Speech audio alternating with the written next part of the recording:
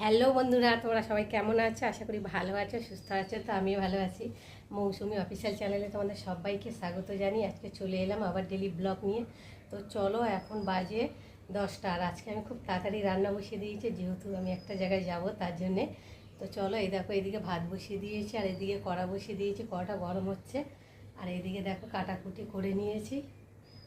তো চলো, এখন কি রান্না করব সেটাই তোমাদের সাথে শেয়ার করব। তো দেখো বন্ধুরা, এদিকে ভাত ফুটছে আর এদিকে কড়া বসিয়ে দিয়েছি। কড়াটা গরম হয়ে গেছে, এখন আমি তেল দিয়ে দেবো। তো দেখো, তেলটা গরম হোক। তো চলো, দেখো আজকে রান্না করব রুই মাছ। রুই মাছ ভালো করে নুন, হলুদ, লঙ্কার গুঁড়ো দিয়ে মাখিয়ে রেখেছি। আর এখানটা এই যে আলু আর বেগুন কেটে নিয়েছি। আর এখানে মশলা বলতে আদা, জিরে, রসুন, পেঁয়াজ, ধনেপাতা, দুটো পেঁয়াজ কুচিয়ে নিয়েছি। তো চলো, এখন কড়া গরম হয়ে গেছে, এখন আমি একে একে মাছগুলোকে দিয়ে ভেজে নেব। তো দেখো বন্ধুরা, আমি মাছগুলোকে একে একে দিয়ে এক পিট করে প্রথমে ভেজে নেব। আর এই যে ভাত হচ্ছে, যেহেতু আমি একা হাতে করছি তো তার জন্যেই তোমাদের ঠিকঠাকভাবে দেখাতে পারছি না। যেইটুকু পাচ্ছি সেইটুকু তোমাদের সাথে শেয়ার করছি। তো চলো, এখন আমি মাছগুলোকে ভেজে নিই। তো দেখো বন্ধুরা, মাছগুলো ভাজা হয়ে গেছে, এক পিট করে উল্টে দিয়েছি। আর পিট থেকে দু পিট ভালোভাবে ভাজা হয়ে গেছে। আর এখন আমি মাছগুলোকে একে একে তুলে নেব। সুন্দর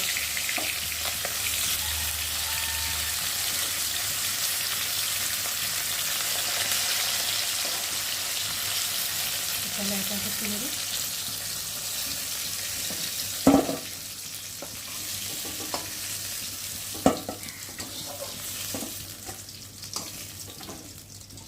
চিংড়িগুলো দেখো কত সুন্দর চাকা চাকা।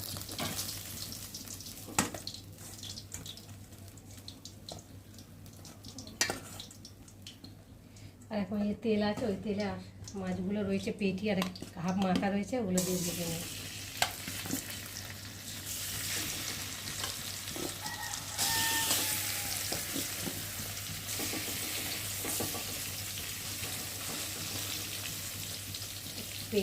পেটিটাকে ভেজে নিই, তারপর মাথাটা পরে ভাজবো। তো চলো বন্ধুরা, মাছগুলো ভালো করে ভেজে তুলে নিয়েছি। কড়াতে তেল আছে, সেই তেলের মধ্যে এখন আমি ফোড়নে দিয়ে দেবো গোটা জিরে। জিরেটা একটু ভালো করে ভেজে নেব। এবার দিয়ে দেবো পেঁয়াজ কুচি।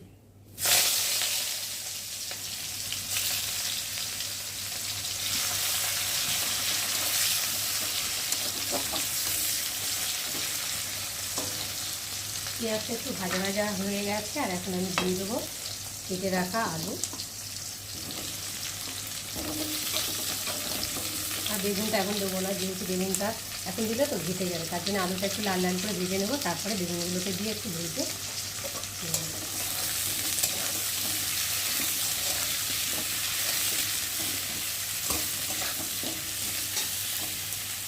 আলুগুলোকে ভালো করে লাল লাল করে একটু ভেজে নিই। তো দেখো, আমার আলুটা লাল লাল করে ভাজা হয়ে গেছে। আর এখন আমি মশলা দিয়ে দেবো। প্রথমে দেবো রসুন, আদা, জিরে আর বেটে রাখা পেঁয়াজ, লঙ্কার গুঁড়ো, হলুদ গুঁড়ো আর স্বাদ মতো নুন দিয়ে মশলাটা ভালো করে কষিয়ে নেব।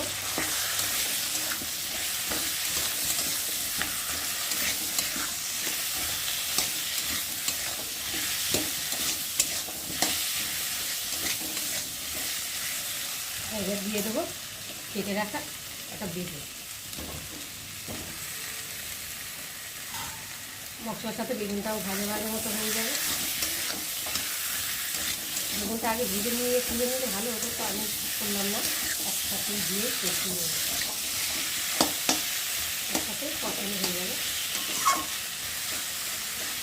চলো, তো দেখো বন্ধুরা, আমার মশলার সাথে ভালোভাবে বেগুনটাও কষানো হয়ে গেছে, আলুও কষানো হয়ে গেছে, আর মশলা থেকে তেলও ছেড়ে দিয়েছে। আর মশলার একটা যে ভাজা ভাজা গন্ধ, সেটাও ছেড়ে দিয়েছে, দেখতে পাচ্ছ তেল ছেড়ে দিয়েছে। আর এখন আমি ভালো করে নেড়ে আর এখন আমি জল দিয়ে দেবো।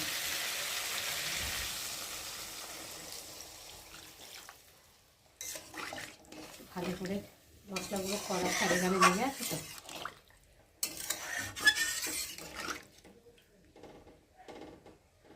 দিয়ে ঢাকা দিয়ে এখন ফুটিয়ে নেব। তো দেখো বন্ধুরা, ঝোলটা ফুটে গেছে আর আলুটা অনেকটাই সেদ্ধ হয়ে গেছে, দেখতে পাচ্ছ এমনি কষাতে কষাতেও অনেকটা সেদ্ধ হয়ে গেছে। আর এখন ফুটে গেছে, এখন এই যে ভেজে রাখা মাছগুলোকে দিয়ে আর একটু ভালো করে ফুটিয়ে নেব।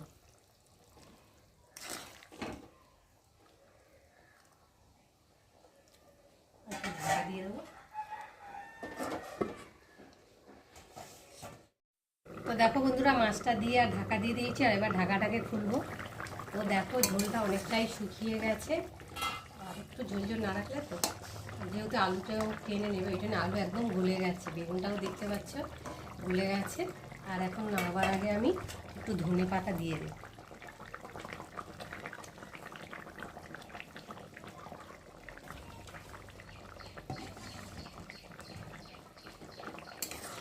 ধনে পাতাটা দিয়েছি, একটু নেড়ে দেবো। বেশি ফুটালে আবার ধনে পাতার গন্ধটাই চলে যাবে। তো বন্ধুরা, আজকে আমার এই আলু বেগুন আর কাটাপোনা মাছের রেসিপি কেমন লাগলো তোমরা কিন্তু অবশ্যই কমেন্ট করবে, আর ভালো লাগলে লাইক কমেন্ট শেয়ার করো। আর আমার চ্যানেলে যদি নতুন হয়ে থাকো চ্যানেলটাকে সাবস্ক্রাইব করো। তো চলো, তোমাদের সাথে আবার দেখা হবে পরের ব্লগে। ততক্ষণ তোমরা তোমাদের খেয়াল রাখো, তোমরা আমার চ্যানেলটাকে সাবস্ক্রাইব করো। আর আমি এখন তরকারিটাকে ঢালতে থাকি।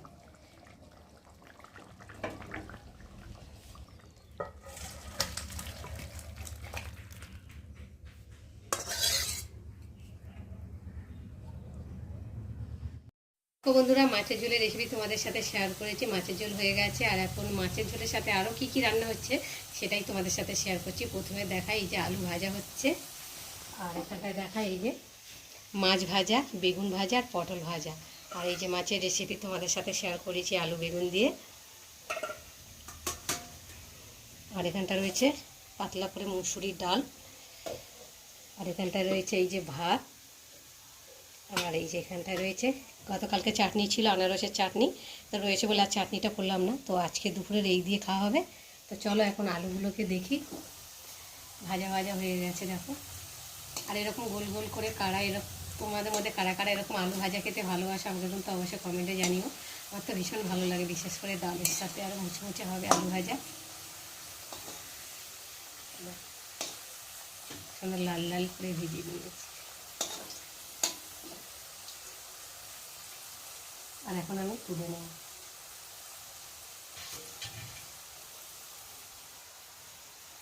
সাইড করে তুলে